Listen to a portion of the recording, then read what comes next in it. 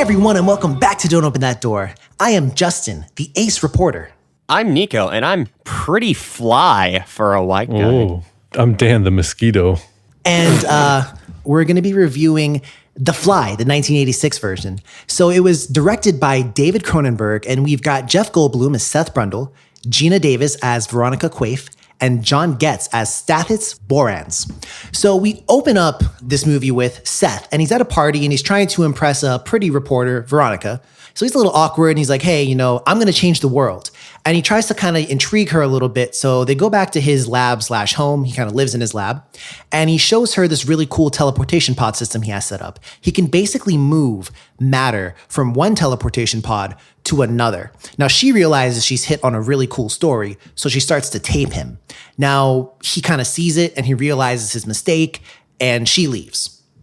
The next day, they talk about it, and she ends up coming back to his lab again. And he basically tells her, he's like, listen, I will give you the exclusive. I'll give you the whole scoop if you just agree to wait until I'm ready before we kind of report this story. So he also kind of explains one critical detail to her, that he can teleport inanimate matter. But whenever he tries to teleport something that's alive, it goes terribly wrong. And we see a really gruesome example where he teleports a baboon and it actually teleports just fine, but when it kind of gets reconstituted, it gets reconstituted inside out, which is pretty fucking metal, to be honest with you. So what happens after that, though, Nico? I just want to say, the level of gore there, I was not fucking expecting that in that scene. No, but it definitely came out of left field there. Yeah, no, but so we've got this sort of budding romance between Veronica and Seth, and one day Veronica gives Seth some inspiration, if you know what. No, she literally inspires him to fix the pods and inspires him to let it transport living things and flesh. One of the things that Seth mentions a lot throughout this movie is flesh. Anyway, they start to celebrate and even talk about having a romantic getaway. It's kind of cute at first, honestly. But Veronica still has to deal with her boss/ex, Stathis. Drunk and jealous, though, Seth teleports himself. However, there is a critical failure. A housefly gets into the pod with him, and this confuses the living hell out of the machine and turns his life into a living hell. So, Dan, what actually happened there? Because I know it splices his DNA with the flies. So what are things like for him the next day? Yeah, so very slowly throughout the movie, we see some starting small changes. So the following day, he basically has increased strength and stamina and more energy and everything. He fucks. A lot. He realizes for 4 hours, dude. At least, yeah. But he realizes that he doesn't have to sleep. So he's sort of becoming almost like superhuman a little bit. And then that kind of doesn't really last long. And he starts to his mental state starts to deteriorate a little bit. And he ends up kind of pushing Veronica away. She keeps trying to convince him that something isn't right. There's changes. He's growing this weird hair, kind of very thick, prickly hair on his back. And he's not having any of it. So after some little bit of time passes, Seth does realize that, hey, something's not right. I'm not fully human, or something went wrong. He starts pulling out his fingernails and all sorts of gross stuff. So he checks the machine and finds out that that's when he realizes his DNA was spliced together with this fly. Some time passes and Seth calls Veronica to tell her that she was in fact correct. And then the movie gets even more disturbing, because that's just the whole thing here. We're doubling down on the disturbing. Veronica finds out that she is pregnant with his kiddo. And she has one of the most viscerally upsetting dream sequences I've ever seen, where she gives birth to this writhing maggot child inside of her. She goes to tell Seth that she's pregnant afterwards, but after seeing that he looks bad, to say the least, after seeing his utterly repulsive form and his demented state of mind, she just tries to leave and get it on her own. Doesn't work, though, because Seth kidnaps her and flies her back. Well, he doesn't actually fly. He takes her back to his lair. And just so there's no kind of confusion or anything like that, she's trying to get rid of the child at that point. Oh, yeah, straight up. It's not a wholesome family moment. No. And so, but Seth kind of overheard her, and he kind of believes a little bit that, at least, I mean, kind of wrongly maybe, but his mind tells him that maybe that's the last hope for his humanity. You know, maybe he can have a normal kid. He doesn't even really seem to consider that he could have a, you know, some kind of maggot child or something like that. But in any case, so after taking Veronica back to his lair, Seth then kind of has a plan to kind of, what's the word here? Thin out the fly DNA within him by merging with another human. Because technically that would make him more human and less fly. So he kind of gets a 2-for-1 because Veronica's pregnant. So, and he also makes a line about you just say a 2-for-1. That's literally what he says. Like he's like, God damn it. like he's literally like, yeah, this will be like, Oh, we'll buy be the one, get closest one family free. ever. What a deal. But luckily for Veronica, Stathis shows up. But unluckily for Stathis, he showed up, and then he gets attacked by Seth. Seth spits out this kind of acid, and Dan, this is pretty brutal, right? He melts Stathis's hand and his foot. It's just metal as shit. But then what happens afterwards, Dan? When he melts his hand, it was brutal, but it was almost like he just like spit on him and his hand happened to melt. But when he melts his foot, it's like he like very purposely like spits on his foot, and it's brutal. You see it like eat down to the bone. Yeah. To the bone. Through the bone, because I think his foot Through goes the off. bone, yeah. through the bone. Y'all you're remember right. that scene in Alien? Ugh. Yeah. It's like that, but worse. So what follows? So Seth begins to merge with Veronica and starts the merging process, but Stathis is not actually dead yet. So he ends up staying conscious and grabs the gun, and he shoots Veronica's pod and causes that pod to malfunction. I think it's Veronica's pod, or maybe It it's is Veronica's something- pod. Shoots the wires connecting the pods. Yeah, that's right. Yeah. Yeah. So instead of merging with Veronica, Seth ends up merging with the pod itself. Would you say he was podcasted? Aha. Oh, So now he is, when he kind of comes out of this other transported pod, he is this weird fly creature that also has like bits of like metal and stuff in him because he's part pod. At the end, Veronica approaches him with the shotgun, about to kill him, and then she's like, no, I can't. And then this writhing mass of half fly, half metal pod thing that Seth is now grabs the gun and puts it to his own head, telling her, yes, kill me. And she ends up shooting him and killing him, and that's where the film ends. yep. And it ends like right there. Yeah. I Like, thought there was right going after to be that, like a credits minute or roll. two. No, nothing. And Veronica is like just thoroughly traumatized by the end. Like she's going to need a lot of therapy after this. So much therapy. So let's go ahead and we'll save the best for last. But let's talk about the audio for right now. So Dan, what do you think about the audio in this movie? I thought it was pretty good. It was 80s, and by that I don't necessarily mean like cheesy synthesizer or like the Stranger Things kind of synthesizer, not that kind of 80s, but just sort of like, I don't know, a lot of the sound choices were just sounding like the 80s, and it was good. It was well done. One part that really kind of threw me off though at the end when all that shit's going down, like right after she kills him, I guess there is like a 10-second scene of her crying, and then it's over, and her crying was very obviously overdubbed later, and like it shows her mouth, and her mouth doesn't quite line up with the sobs, and I noticed that too, yeah. it doesn't sound like she's in the room. Like, I don't know, that kind of took me out of it a little bit just because it was so jarring to me, especially at such a climax scene. That kind of threw me off. But aside from that, I thought everything was really well done. I'd agree with what you're saying there. Nico, do you have anything else to add for the audio? I think that the audio on the whole was really good, and something that we don't talk about as much is that just the sound effects of the just sort of guttural, disgusting movements, and like the sound of like acid dripping out of his mouth and shit, and then like bones being burned to a crisp. Like it sounded disgusting, and that's a good thing. All right. That I completely agree with you. And so now we're going to talk about kind of the star of the show, visuals. So I'm going to take first grabs at this, and I'm going to say there is a scene, and this is really impressive for a movie from, 1986 to do this, where he being Seth, is talking about how, like he's about to eat something and, like Veronica's right there. And then there's like a donut. And then he Oh, just spontaneously fuck. vomits on the donut. And then his fucking teeth fall out.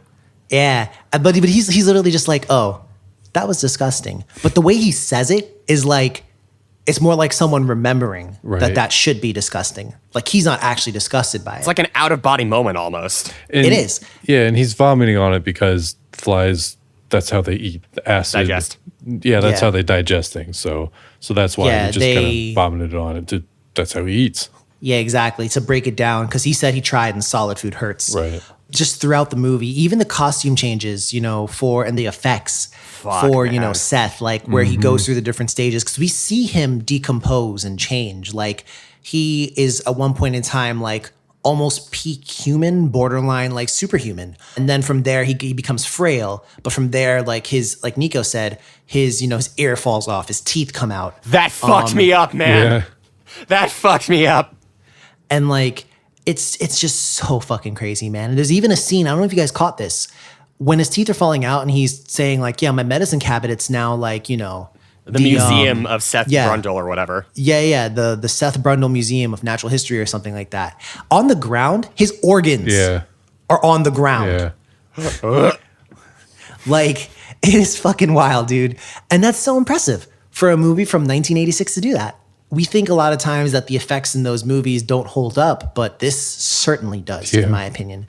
Dan? Oh, yeah. Yeah, absolutely. And I mean, that like final sequence when he's really fucked up looking human, and then I think Veronica or somebody like pushes him and pushes through his face and his face rips off. Oh, yeah. And then because like he actually becomes, like instead of looking like a fucked up human, he becomes a fly like creature now in its full glory, if you will. Hate it. And I mean, like his skin sheds off, and it's, oh man, it's, I don't even know what to say. It was crazy, and that, I mean, it was really well done.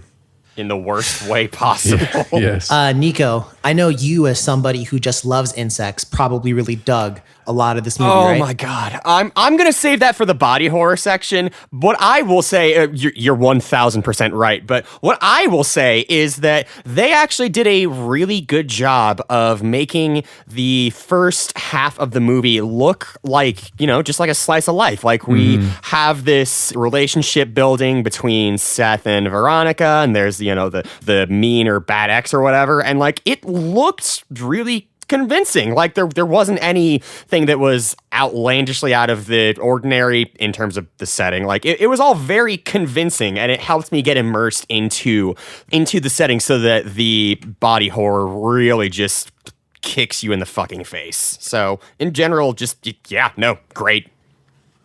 No, and trust me, we're not done talking about it. So if you fucking God, no, we're not.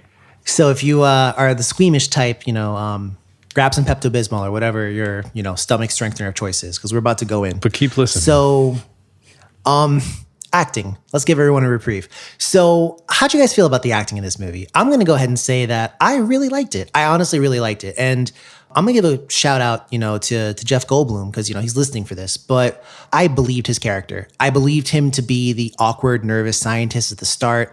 I believed him to be supremely confident and a narcissist and an asshole once he starts to develop his kind of powers. I believe him when he's losing his mind. And one of my favorite things is when he is the fly human in different phases, there's moments, small moments, glimpses of humanity shine through.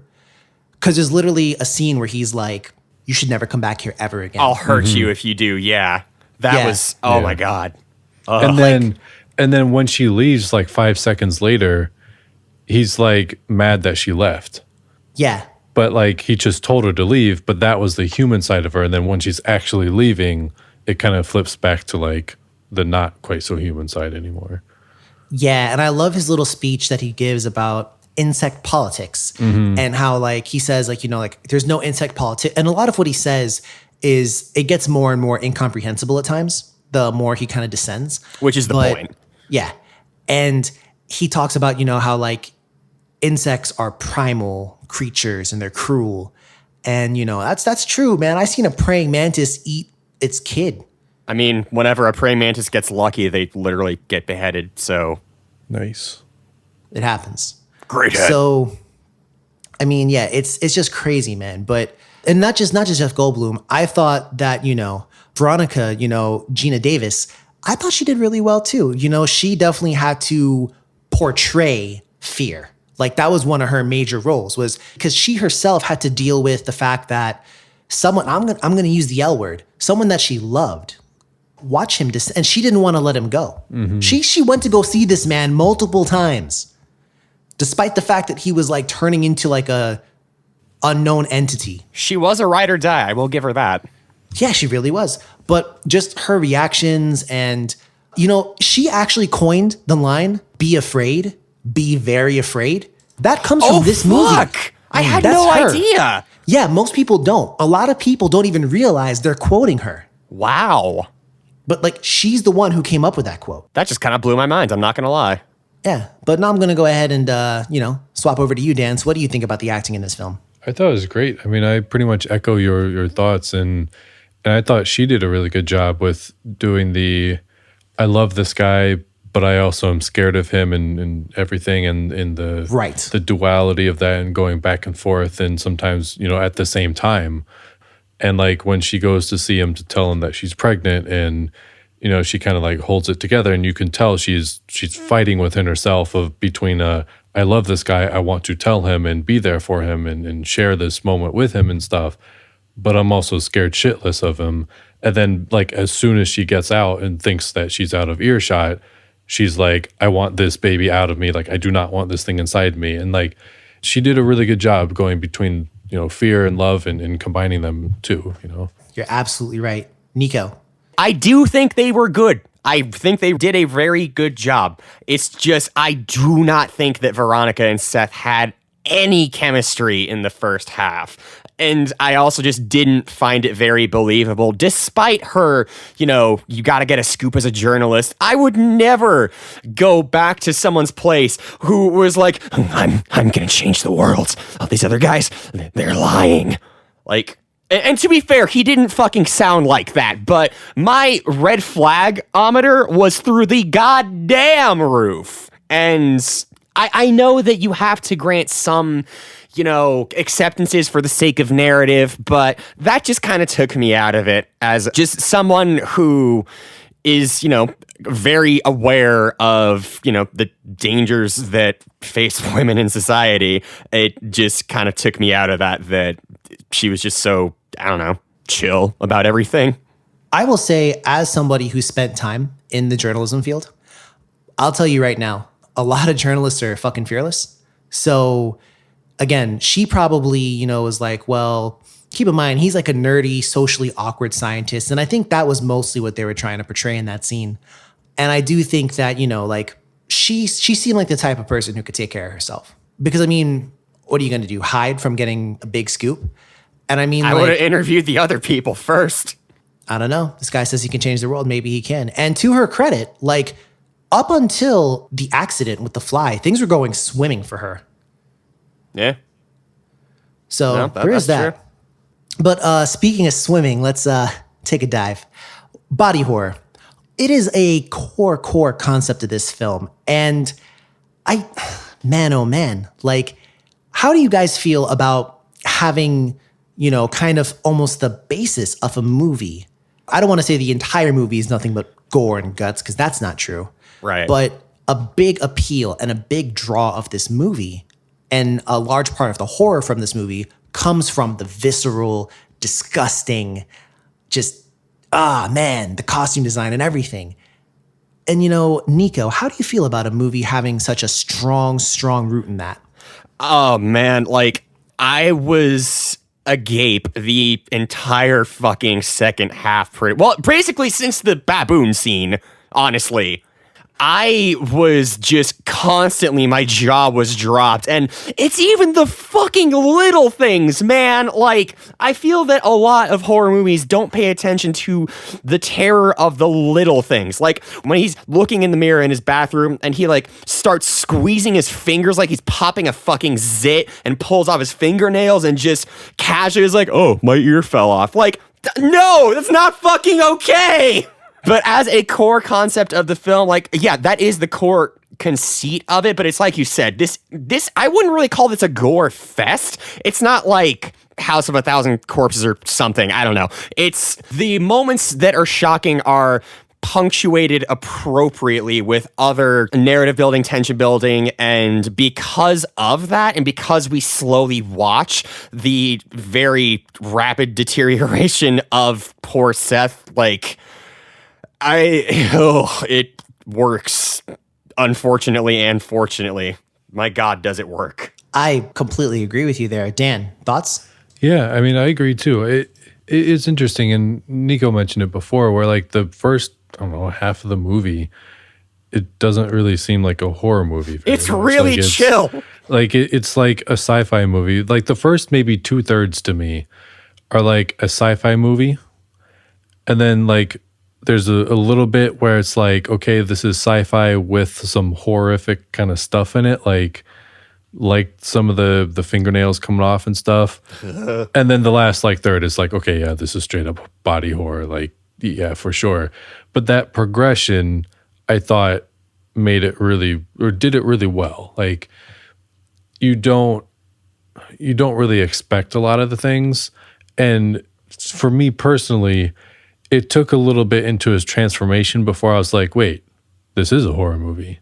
Just because it happened, I don't want to say slowly, but it happened like over time, and like, yeah, gradually. It happened over time, gradually, and these things kind of added up, happened a little bit, and then all of a sudden I was like, holy shit, this is body horror. And then of course again we get to the end and it's just clear-cut body horror. But I really liked that gradual progression that it went through. Now, Dan, you make a good point, and I do want to say that as well. For the first like 30 or so minutes of the film, baboon implosion aside, Yeah, right. it's kind of like a cheeky romance almost. Mm-hmm. Yeah. It's like scientist is so awkward, meets girl. Things don't look like they're going to work out, but together they discover the secrets of the flesh. And like, she just doesn't have time for a man with her job, but what she needed was there all along. yeah, pretty much, like, and literally, it's funny that you guys say that.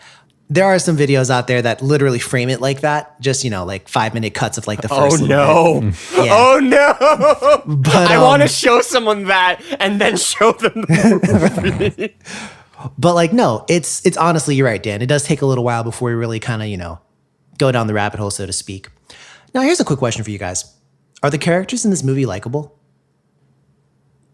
Like, No. I'm talking about the core characters of the film. So we're talking about Stathis, Brands, Veronica, and Seth Brundle. Because here's the thing, right? I'm going to start.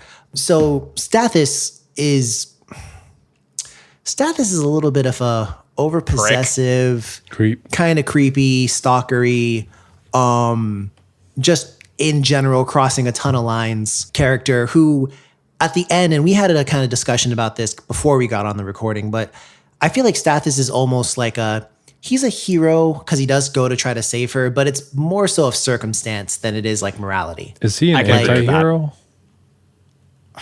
I don't know that I'd quite go as far to say that, but maybe.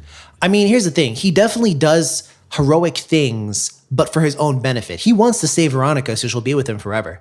And like, he wants to like do these things because once Veronica, kind of drifts away from Seth and back into his arms, he's totally there for that.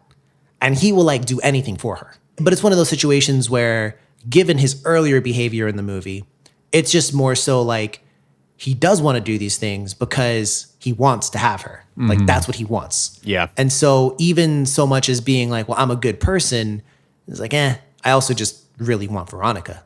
So there's that. Then we also have Veronica, who is perhaps the most innocent of all the characters, really. I mean, the only thing she really does wrong is she does tape Seth without his knowledge at the very start of the movie. Which is shitty, I will admit freely.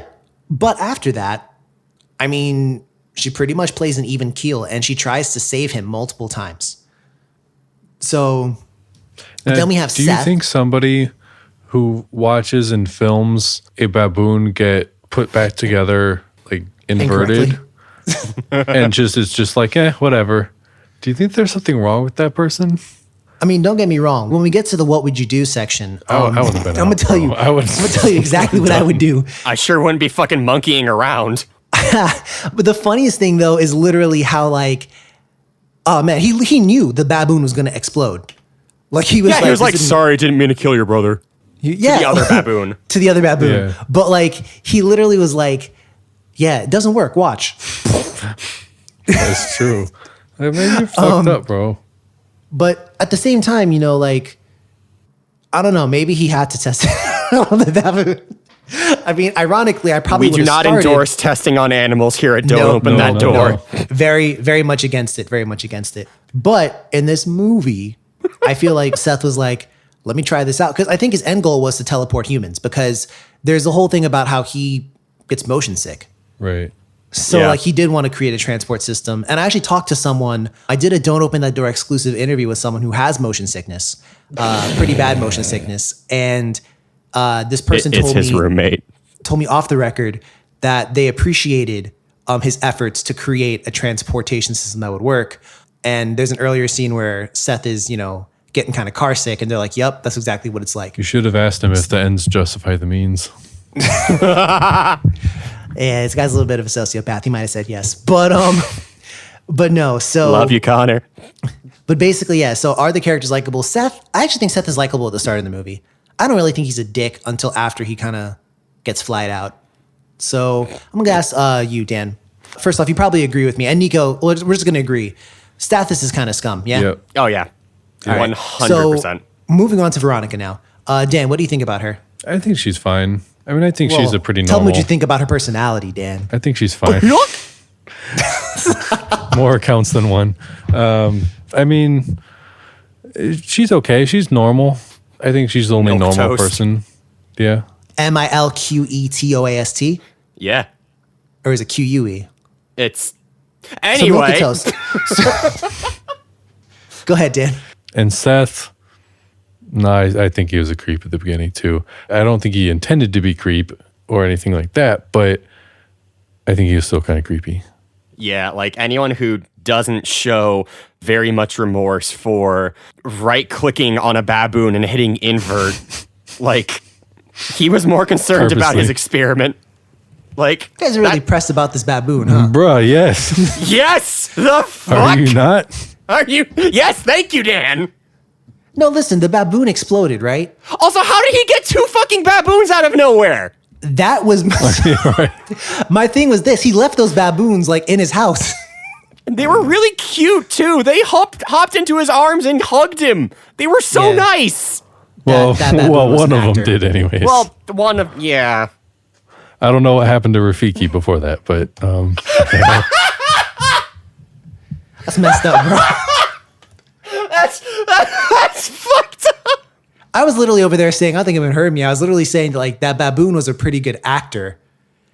And he has previous acting experience. well, no, I'm talking about like to hop out of the machine into his arm. I thought that was all right. There you go, baboon. I mean, I don't know what you can train one to do. Do you think they were But, friends in real life? Jeff and the baboon? I hope they were friends. I mean, hopefully. You never know. Jeff, if you're listening, can you please confirm? I want to know if it was well, I'm sure it was the same baboon, but I wish they I were think it was actually the same baboon I wish as they well. were actually brothers, but did not destroy the other one. No. And I believe no animals were hurt in this film. I don't think they Good. actually like. I sure as fuck did hope whatever. not. No, I mean, come on. The only horror movie I've seen where they legit like messed up an animal was Friday the 13th. Yeah. Where they definitely killed the snake. Yeah. I forgot about that. But anyways, Snake! no. So in terms of the time now, one thing we did need to talk about here is that the passage of time in this movie is not always the most clear.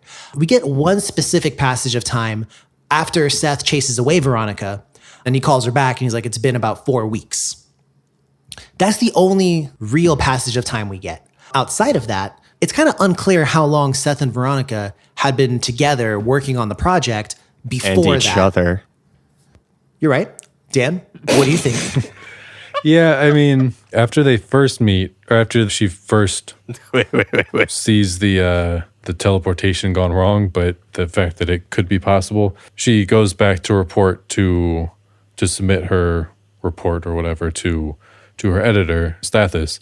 They don't say specifically, but I think they heavily imply that's only like the next day. But yeah, other than that, like time is sort of gray a little bit.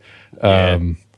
I assume that a few weeks at least went by through before he teleports himself and becomes the fly thing. I assume there were a few weeks there, but I don't know. And it kind of threw me off a little bit, but I don't think it was a major issue for me, but it definitely was a little unclear. Odd. And Nico, do you feel the same way about the time? I do. In particular, I think it would have been good to know how much time had passed before she got pregnant. Between like them, doing the deed and then her realizing, oh fuck, I have this insect monstrosity inside me. Like, I know that there is one time, the one time we get a sort of like a place marker is when he first calls her and it's like, it's been 4 weeks, I haven't heard from you. So that much I did appreciate, but after that we don't really get anything, and I did find that frustrating. I also kind of assume like from that point to the end of the movie was like a week or two is kind of what I guessed. I have no real basis for that. Agreed. And Nico, potential insect baby. Because they did sleep together at least once, before he was changed. So there is, I guess, the possibility that, it could be a normal, regular human child. Although one does question how, and this was my point. I didn't think she could get pregnant with the fly human splice DNA. Why? Because you know how like a liger can't get a tiger pregnant. A fly human can't get a human pregnant? A human? A human? A fly? Well, Is that what we're I going believe with? he went by the name Brundlefly, didn't he? Bro, I'm so Brundlefly. mad. Oh, he actually Christ. typed Brundlefly into his computer once. Yeah. But like, I didn't think that it was possible for, like, because what is it? Like a donkey. Like a donkey can't have a mule. A donkey can't have babies with a horse. You know what the fuck I'm talking about here. Like, if you have something that's the result of like cross species, like a liger or a tigon. They're usually Hi, Billy Mays here with Tygon. No, but like, anyhow. Shout like, out to the legends. That kind of stuff. Like, they normally can't breed with other, because like the genes wouldn't They're line up. sterile. Yeah. He was, well, even then, like now, like you can't get like I feel like his DNA would be changed too much to actually like successfully copulate with another human being. Well, as someone who also cannot have children, I'm just going to say that whole situation was fucked. It was. Speaking of fuck situations, it's time for What Would You Do? So, Not Seth! I mean, Not fucking Seth! wow, Nico, way to ruin, not playing. So, all right, so let's go ahead and I'll frame this scenario for you. Ready? So the three of us are friends, and we've got a friend, we'll call him Bonner. And Bonner is he's a scientist. He's brilliant. He's your And- roommate? Oh, pause. Anyway. So, one day he's like, yo, guys, check this out. And he has like teleporter pads. And we're like, oh, shit. Like he's over here like teleporting Hot Pockets. And he's like, but I can't do it with anything alive yet. And he's like, let me show you using this cat. And we're like, no. Just wait till you know how to do it before you try. So he ends up perfecting the technique. He gets some inspiration from watching some anime. And then he does it and it works. And then one night, I guess, he turns up a little bit and then teleports himself and starts to change into a fly. Once you noticed, I'll break it down by stages. So let's go stage 1, right? We show up at his house the next morning after he says he did it. And this man's over here doing a full-on gymnastics routine. Would you suspect anything's gone wrong? Yep. I would ask him how much coke he had just done. Would you suspect anything really, truly evil or out of the ordinary, though? Or would you just be like, oh, this guy's just on one today? I mean, again, drug use. And which actually, I don't know if I am necessarily forcing this lens here, but I think that you could honestly consider the metamorphosis here and just the fly itself, or the character that Seth had. I think you could almost think of that as an allegory for addiction in some ways. Like, so it's funny that you say that, because I've read that the director was kind of intending for it to be kind of like a wholesale kind of metaphor for disease. So I guess in a way, yeah. Okay, yeah, addiction is a disease. I mean, shit. Yeah. Then hell yeah, good job, me. But yeah, we'll finish that scenario. So, okay, so Dan, phase 1. Again, do you think anything really crazy is going on, or are you just like, all right, bro, chill out? Do I know that he performed the experiment on himself? Yes, we know that he teleported himself. He had talked about it. We are basically Veronica sans the sleeping with him. Fuck yeah, I think something's wrong. All right. So next up, now he's on that stage where he has the more exaggerated deformities, his ears falling off, teeth falling out, organs maybe on the floor. Fuck yes, I think something's wrong. What would you do I would make sure that he was wearing a mask. after that? Bro, Yeet his ass into the goddamn sun. I'll go buy a gun. In preparation for the last phase. So when he comes out as like the true, Brundle fly, where he's completely not human anymore. What you laughing at, Nico? That's just the name Brundlefly. Like, what a fucking term. I'm gonna change one of my contacts in my phone to Brundlefly. I know who. So anyways, would you shoot it just straight up at that point in time? Yep. I'm talking about the form. Yep. Okay, I'm talking about the form that like snatches Yes. Yeah. Veronica, where he's still talking. He's still kind of human, where he's like insect politics. You would kill that? Hell Yep. yes. Okay. So I guess the next form, so we would just murder. Like we wouldn't do all this talking, would we? No. Murder, the official stance of don't open that door. Well, I guess in retrospect, he opened that door by teleporting through with the fly inside. Yo, we told him not to, though. Told him not to. You should have listened. Should have listened. So, yeah. All right, cool. Well, that's what would happen. We would just kill the dude straight up because shotguns seem to be pretty effective against him. So, Very. that's what would happen. I feel like once he was like, I'm something more. I've gone beyond human. So you're not a human. I'm something more. All right. So I can't, it's not technically murder then, is it? And just like, that would be it. So, Dan, agreed? Everyone agreed here? Agreed. Yep. We're forming this pact? All right, cool. Yep. I'll let Bonner know that. So next up, Why did you have to call him that name? We That's what I already introduced said him. his name. that's what I introduced him as. God. God damn it. No identities are ever disclosed on Don't Open That Door. So let's talk now about favorite scenes. Pick one. Brief detail. Describe. So I'll What go does it ahead. mean to have a favorite? Does it mean that you enjoyed it? Okay, in this one, I guess which one disturbed you the most or traumatized you the most? For me, I would probably say that like I just really liked that scene where he discussed insect politics and when he was getting her to leave, because I think that's the last time we really see him be human. That was a great scene, yeah. So that's my favorite. Dan, how about you? I'm going to choose the most disturbed scene option. I genuinely don't fucking know which one you're talking about at this point. I think the most disturbed scene, or disturbed that I was the fingernail scene. Oh, fuck, yep, that's it. Oh man, that was, yeah. Keen listeners will be able to tell that every time this scene has been mentioned, I've made an audible gasp. Oh, I will tell you, Nico, as well. That scene reminded me definitely of like, back in like my my football/soccer heydays. I mean football, like, like football. But anyways, one time someone like, Dan, I don't know if you remember when this happened to me.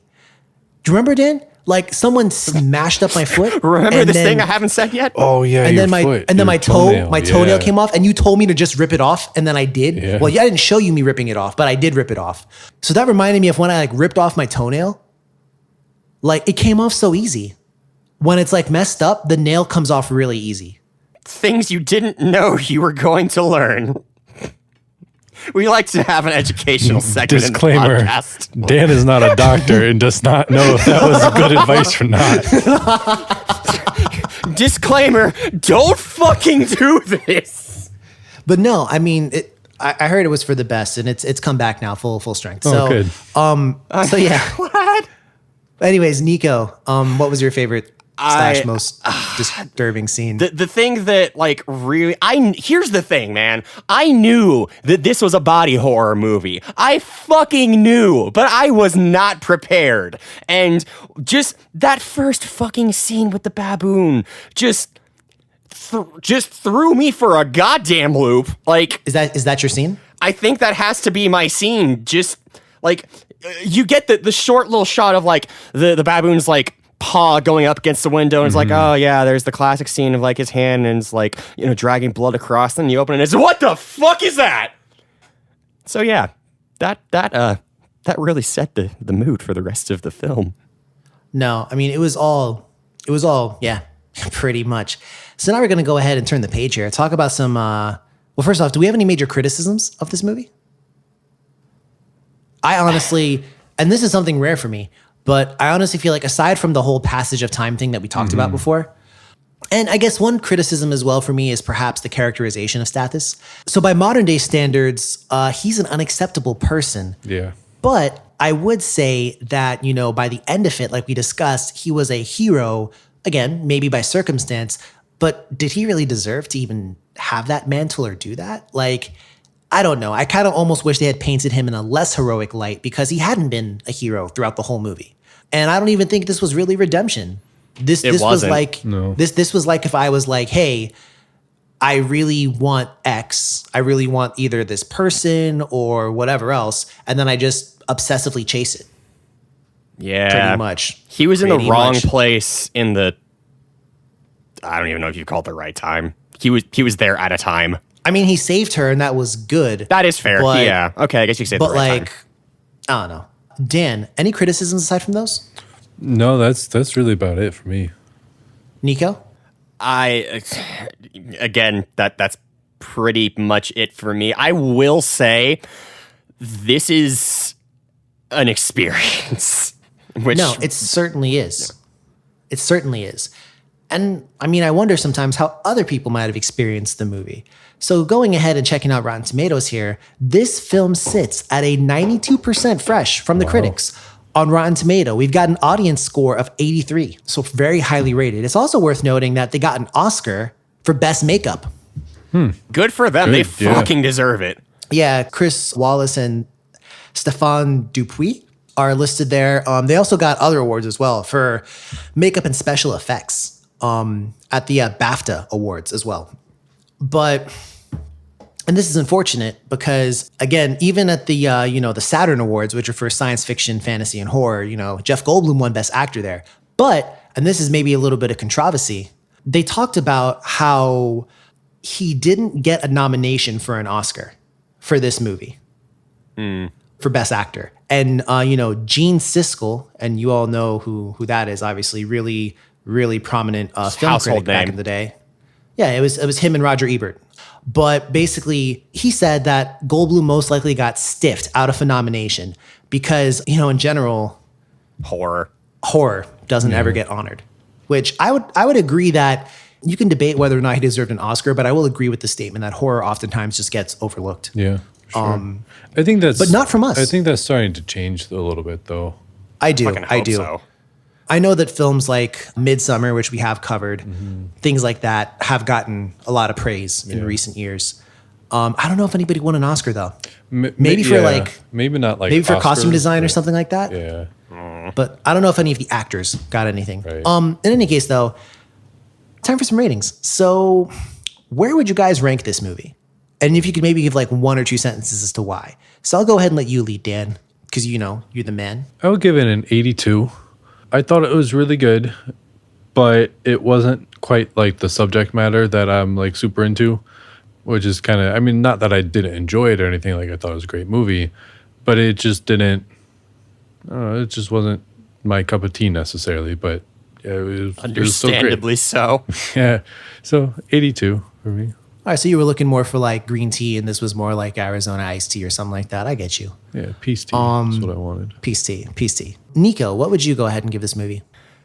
So it's funny that you compared this to Midsummer because this is the first horror movie that I've seen since Midsummer where I really had to let this shit sit and think about it. Because when I finished up at, like 1 a.m. last night, I was kind of fucked up. Yeah, I believe it. That took me for a ride. But considering how unique of an experience it is and how incredibly well done it is, I'm gonna give this like a 93. Wow. I sit in between the two of you. I would give this closer to an 85. And my rationale is effects, amazing, well ahead of their time. They still hold up so well. Yeah, I thought it was great. I liked the plot a lot. However, and this is where kind of for me, the strength of the movie is really in its costume design, all that stuff. Like if all the stuff had happened, but just with shittier special effects and shittier costumes, It would suck. I don't know if it would suck, but it would be nowhere near as strong or impactful. That's fair. That's fair. It really is the design that brings this all together, really and truly. And for that reason, I can't really give it any higher than what I've given it. But at the same time, I mean, it takes a lot nowadays. It's Definitely. a fucking unique experience. Like I've seen Tokyo Gore Police. I've seen some real messed up shit in my day. Baki the Grappler. No, not Baki. You're thinking of Ricky O. I'm thinking of Ricky O, yep. But like I've seen some shit. And, I will say for the podcast, this was my first time really watching this movie. And it had some scenes that kind of took me out a little bit. I was like, oh. Yeah. I love the practical effects. I love all that. So if I was rating this just based on the effects, it would be much higher. Right, but no, right. Overall, I would choose to give it an 85. So time to, hang on, let me grab that seal. So first off, would you recommend this to a friend? Dan? Yes. Nico? Yes. Justin would as well, with the caveat that if your friend has like a weak stomach or maybe sensitive to certain subject matter, don't. Certainly don't. It's amazing that this is the first time that's gotten that caveat. No, On the I've given pod. it before. Oh, have you? Okay. I forget what movie it was for, but I've definitely said like, oh, you know what it might have been? It might have been for New Zealand. Come on, we did it. Deathgasm? Deathgasm? Yeah, I might have said was it Deathgasm or it might have been one other one. I don't know. But I was definitely like, if you're sensitive to certain things, No, that's definitely fair. don't. That's fair. Particularly, I guess, more so with the human side of things, because people kind of expect ghosts, but like sometimes the human stuff can really mess people up, and I get that. But I would recommend it to a friend as well. Now, golden seal of approval, Nico. Come back to me. You gave it a 95, didn't you? Or a 92 or something? I do. I don't think I can give it the golden seal of approval just because I don't think that this is like a quintessential, just like perfect horror movie. It does have its like issues that we've talked about, even though they aren't many. It's unique, but I don't think I can give it the golden seal as much as I want to. Oof. Okay. Dan. I agree with Nico. I mean, with God. the effects and everything, like you had said, like based on effects, this movie is stellar. But a movie is a full package, and like I said, it just didn't do it for me. And I think a golden seal of approval has to. It's not do as good as something Train to else. Busan. Right. So I don't think I can. All right, I'm going to say this. It doesn't get it from me either. Wow. Shock. I thought if anything, Nico, for sure you would have given it to the movie. I was so close to it, man, but I couldn't. I respect it. Yeah, thank you. Yeah. So, does anyone have anything else they want to, get off their chest before we wrap this one up? I do, actually. Oh, yeah? Hit me. Ligers can have kids with other things. What? This man What? did his due fucking diligence. Yep. Hold up. Liger, you know what? Yep. That's not, we'll cover this. The Russians made a liger, which is a liger mother and a lion father named Kiara. Kiara the Liger. know what? Liger. Okay. We will continue this conversation off the pod. Does anyone have anything else that they want to add? Nope. You're going to want to take a shower after watching this. Just keep that in mind. Most certainly.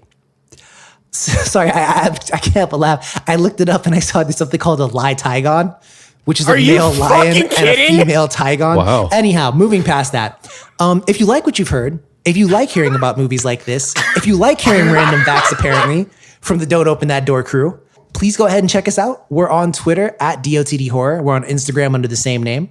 And we're also on Facebook, Don't Open That Door. So that's been it from Nico, Dan, and Jess. If you guys have any lingering thoughts about this movie, if you thought it deserved a golden seal of approval, drop a line. Let us know. But for now, keep yourself safe. Don't harm any animals. If you do run experiments, please make sure your testing area is clean. And as always, ladies and gents, please don't open that door. Have a great night.